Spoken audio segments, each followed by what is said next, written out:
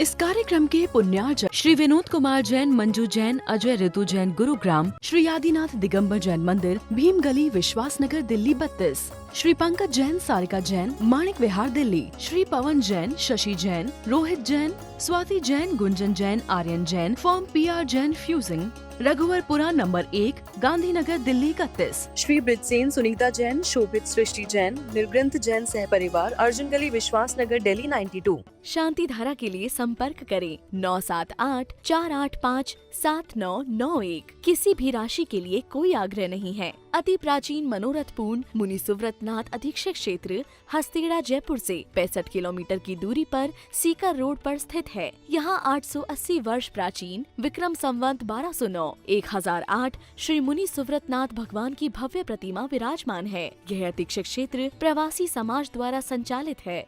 श्री सागर, सविता जैन, ऋषभ विहार, Delhi, Shri Siddhant Jain, Prem Shanti apartment, civil line, Delhi, Sunita Jain, Sachin, Monika Jain, Disha Jain, Vinam Jain, 12A Shriram road, civil lines, Delhi. तीन भुवन में सार बीते राग विज्ञानता, शिव स्वरूप शिविकार, नमः त्रियोग समार के। त्रिकालवर्ती पंचपरमेष्ठी भगवंतों को नमन और वंदन। तीन लोक के सभी जीवात्माओं के शुद्ध चेतन स्वरूप को नमन और वंदन। छेढाला ग्रंथ का स्वाध्याय अंतिम चरण में चल रहा है। अंतिम ढाल के अंतिम छंद की आज विशेष चर्चा प्रारंभ होने वाली है। संपूर्ण छेढाला ग्रंथ में 96 छंद हैं। आज 96 छंद के आधार पर चर्चा प्रारंभ होगी। छेढाला ग्रंथ के निर्माण का समय क्या है और ग्रंथ की रचना का आधार क्या है, इन दो बातों का विशेष उल्लेख आज के 16वें नंबर के छंद में प्रारंभ होने वाला है। छंद इस प्रकार है। एक 9 वसु 1 वर्ष की, तीज शुक्ल वैशाख, करियो तति उपदेश यह, लखी बुद्धि जन की भाग। लघुधी तथा प्रमादित, शब्द अर्थ की भूल, सुधी सुधार पढ़ो सदा, जो पावो भवकुल, जो पावो भवकुल। बहुत मार्मिक बात यहाँ पर आध्यात्मिक कविवर पंडित दौलतराम कवि के द्वारा कही गई है। शब्दार्थ देखिए। एक माने 1, 9 माने 9, वसु माने 8, 1 वर्ष की माने 1 वर्ष की, अर्थात विक्रम संवत 1891। तीज शुक्ल वैशाख, वैशाख माह के शुक्ल पक्ष की तृतीया तिथि अर्थात अक्षय तृतीया को बुद्धजन की भाक, बुद्धजन कवि की कृति, लखी माने देखकर, आदर्श मानकर, यह तत्वोपदेश, यह तत्व का उपदेश दिया। करियो माने किया है। लघुधि माने अलबुद्धि होने के कारण, तथा प्रमादिते और प्रमाद के वश, शब्द अर्थ की भूल, शब्द या अर्थ की कोई भूल हुई हो, सुधी माने ज्ञानी जन, सदा सुधार पढ़ो, हमेशा सुधार करके पढ़ें। जो भावकूल, जिससे संसार का किनारा पाओ माने प्राप्त हो। ये तो शब्दार्थ की चर्चा हुई। विशेषार्थ क्या है? कविवर दौलतराम जी ने छेढाला ग्रंथ की रचना का समय और ग्रंथ लिखने की प्रेरणा का कारण इस छंद में बताया है कि रचना का समय क्या है। इस समय को स्पष्ट किया। विक्रम संवत 1891 में वैशाख मास के शुक्ल पक्ष की तृतीया तिथि अर्थात अक्षय तृतीया के शुभ अवसर पर ग्रंथ की रचना पूर्ण हुई। जैन धर्म में अक्षय तृतीया को पावन पर्व माना जाता है। इस दिन मुनिराज ऋषभदेव के प्रथम आहार की प्रक्रिया प्रारंभ हुई थी और राजा श्रेयांश और सोम के यहाँ प्रथम आहार हुआ था और वह आहार कहते अक्षय पने को प्राप्त हो गया था और गन्ने के रस का आहार हुआ था। ये सारी कथा सबको मालूम है, इसलिए अक्षय तृतीया को पावन पर्व मानते हैं। इसी दिन छेढाला ग्रंथ की रचना संपूर्ण हुई थी। कैवल भुजन की 72 छंदों में लिपिबद्ध छेढाला कृति को देख करके कवि ने छेढाला ग्रंथ की अद्भुत रचना की। इस छेढाला का आधार प्रेरणा स्रोत भुजन कवि की छेढाला है। और अंत में दौलत राम कवि कहते हैं कि बुद्धि की अल्पता,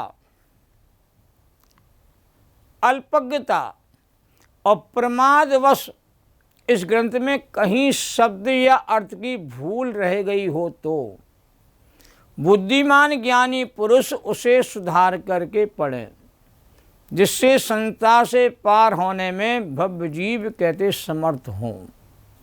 तात्पर्य यह है कि सभी भव्य जीव इस छेढाला ग्रंथ का स्वाध्याय करके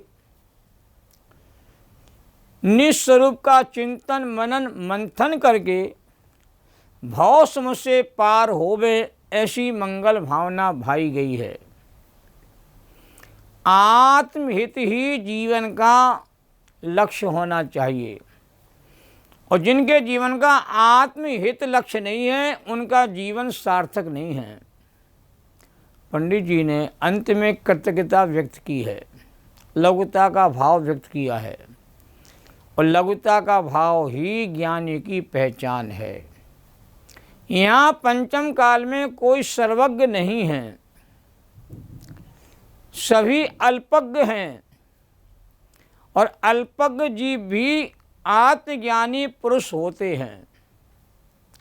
कहाँ है लघुता से प्रभुता मिले, प्रभुता से प्रभु दूर, और जो तू प्रभु होना चाहता लघुता धार जरूर।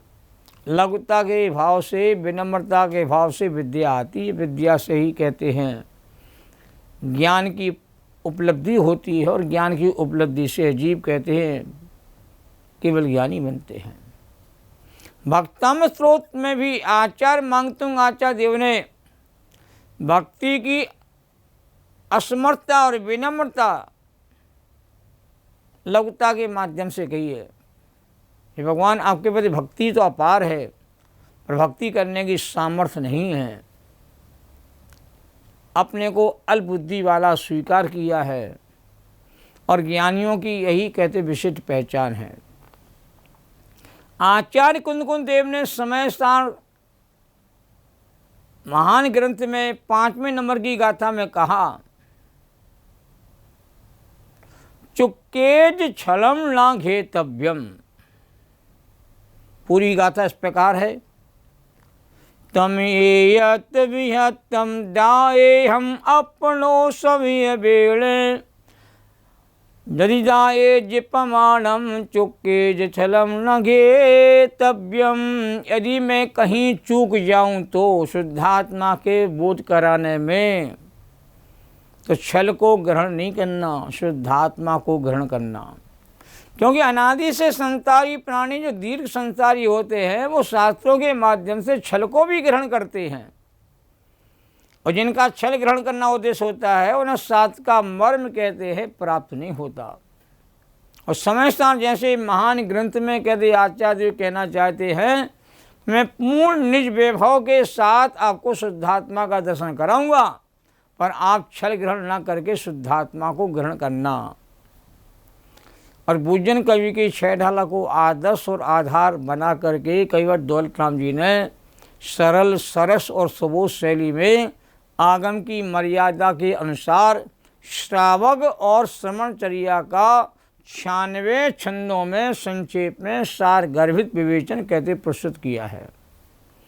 दौलत राम जी की छोटी सी रचना भक्तामृत स्रोत की तरह अमरता को प्राप्त हो गई है।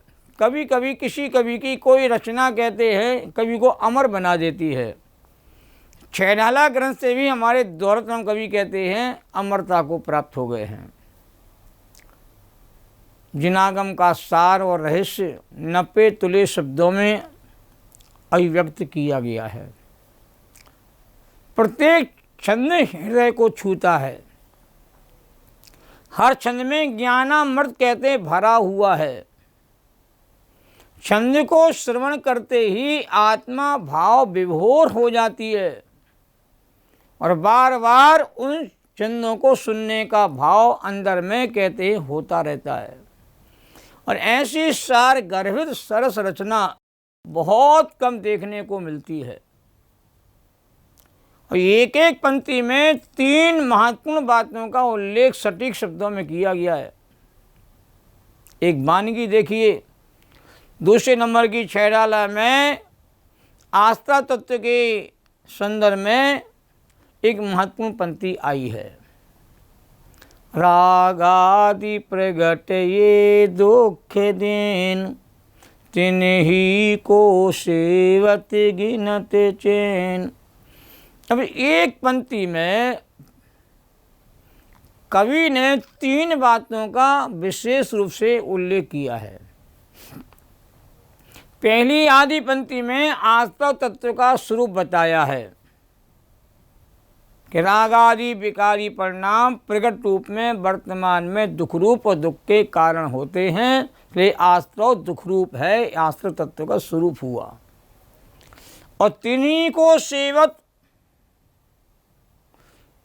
इस शब्दों में चात्र संबंधी दोष का वर्णन किया गया है कि रागादि विकारी भाव दुख रूप हैं, दुख के कारण फिर भी अज्ञानी प्राणी उनका ही कहते सेवन दिन रात करता है, ये चात्र का दोष है।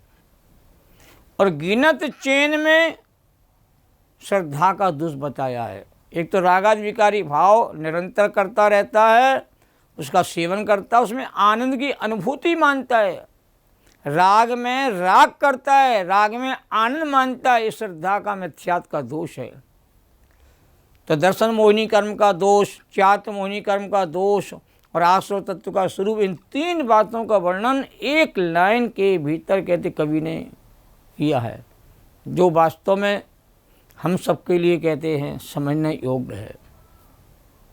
काव्य शक्ति और शब्दों के गठन में बहुत गहराई है। ये रचना कवि ने स्वांता सुखाय अपने सुख के लिए की थी। बहुत कम रचनाएं हमारे जिनागम में जो स्वांता सुखाय होती हैं, नहीं तो भव्य जीवों के कल्याण के लिए कहते हैं ये रचना कहते रची जाती है। और कहा भी है, ताई सुनो भवि मंथरयान, जो चाहो अपना कल्याण। जीव अपना आत्मकल्याण करना चाहता है तो कहते हैं छैठाला की बात को चित्त की एकाग्रता पूर्वक हमें सुनना चाहिए। दूसरी ढाल और तीसरी ढाल और अंतिम 6वीं ढाल के छंदों में, अंतिम छंदों में कविराज ने स्वयं को संबोधित किया है। दूसरी नंबर ढाल में कहा, ते सब मिथ्याचारे त्याग, आवे आत्म के हित पंथ लाग, जग जाल भ्रमण को देहु त्याग, अवे दौलत निज आत्म सुपाग। ये महत्वपूर्ण प्रेरणा दी गई है। और तीसरे नंबर की ढाल के अंतिम छंद में बहुत मार्मिक प्रेरणा है। दौले समझ सुन चेत सयाने, काले बिरथा मत खोवे, यह नर भाव फिर मिलन कठिन है, जो सम्यक नहीं होवे। सम्यक की महिमा कितनी महत्वपूर्ण है कि सम्यक के बिना जीवन आपका व्यर्थ में जा रहा है। ये जीवन की हर क्षण सम्यक की उपलब्धि प्राप्ति में जीव को कहते हैं लगाना चाहिए। और अंतिम 6वीं ढाल में कहा और स्वयं को संबोधन करते हुए कहा, अब दौल हो सुखी सुपद रची, दाव मत चूको यह। कि हे दौलत राम, सुखी होने के लिए अपने आत्मा के चेतन पद में ही रुचिवंत हो जाओ, और यह अवसर जीव के लिए चूकने योग्य नहीं है, क्योंकि मनुष्य पर्याय का समागम जीव को बार बार नहीं मिलता, और मनुष्य पर्याय का समागम मिल भी जाता है तो जैन कुल और देवता गुरु का समागम और तत्व का बोध बार बार नहीं होता। और ये तीनों छंद स्वांता सुकाय की भावना को अभिव्यक्त करते हैं। पर कल्याण के लिए छेढाला ग्रंथ की रचना कवि ने नहीं की है, स्वयं के कल्याण की भावना से यह रचना कहते हैं, सुगम रूप से कहते हैं, लिपिबद्ध हुई है। और जो आत्म कल्याण की भावना को मुख्य रखता है उसके द्वारा स्वयं में भी पर का कल्याण होता है। स्वयं टोडरमल दौलत राम कवि को विश्वास नहीं होगा कि छेढाला जैसा महान ग्रंथ इतना ज़्यादा कहते हैं जगत में प्रसिद्ध होगा, और इतने ज़्यादा लोग इस ग्रंथ को कंठस्थ याद करके अपने कल्याण के मार्ग में जीव प्रवृत्ति करेगा। ये अद्भुत जो कार्य किया गया है, हर विद्वान का समाधि के साथ मरण नहीं होता। और कवि राज को कहते हैं 1 हफ्ता पहले ही मृत्यु का आभास हो गया, और उन्होंने इस संदर्भ में लिख के भी दिया कि स्व कल्याण की भावना से लिखी गई यह सुगम रचना आज समस्त भव जीवों के लिए सुपयोग और शुद्धोपयोग का कैद साधन बन गई। छेढाला मार्मिक नाम है, 6 प्रकार की लय और 6 अध्यायों में यह विभाजित है।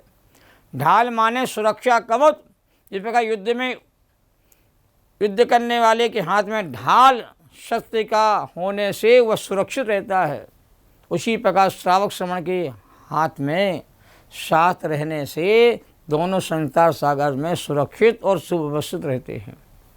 रचनाकार की प्रारंभ में कही गई ये पंक्ति बहुत सटीक ही रही है कि ताई सुनो भई मन से ध्यान, जो चाहो अपना कल्याण। आत्मकल्याण की भावना से चित्त की एकाग्रता पूर्वक जिन वचन सुनने से जीव का भला होता है। संपूर्ण छेढाला में 47 से अधिक शास्त्रों का सार गर्भित है। जैन धर्म की गीता है, गागर में सागर भरा हुआ। विद्वानों ने इसे एक मत से लघु समय सार भी कहा है, और चारों अनुयोगों का नवनीत भी इसमें भरा हुआ है। और संपूर्ण ग्रंथ में दुख के कारण, सुख के कारणों की विशेष चर्चा यहाँ पर की गई है, और हर छंद में ज्ञानामृत का आनंद झरता है। और कवि स्वयं अध्यात्म रस के रसिक कवि थे। उनकी सभी रचनाओं में अध्यात्म रस से ओतप्रोत रचनाएं हैं।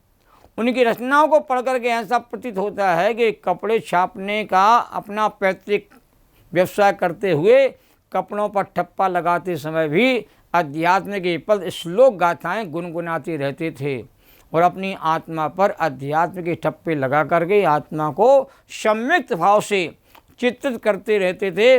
उनके कई पद जैसे हम तो कहूँ न निज घर आए, ये पढ़ने लायक ये छंद है, ये भजन है जो आत्मा को जगाने में बहुत कारण है। जैनम जयतु शास्त्रम, सभी साधारण जनों को सादर जय जन। और छेढाला की महिमा को बताने के लिए मैं अगले अंक में आपके सामने चर्चा करूँगा।